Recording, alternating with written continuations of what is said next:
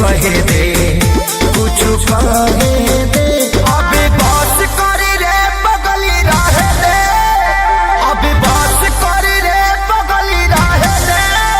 दर्द दिल मारी वो पहिले सहे दे, अभी बस करी रे बगली रहे दे। दर्द दिल मारी वो पहिले सहे दे।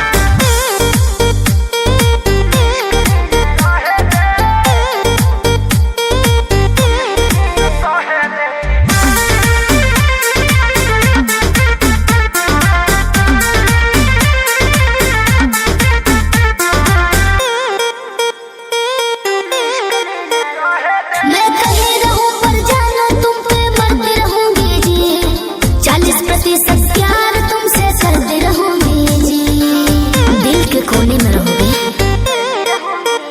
अभी सुधारे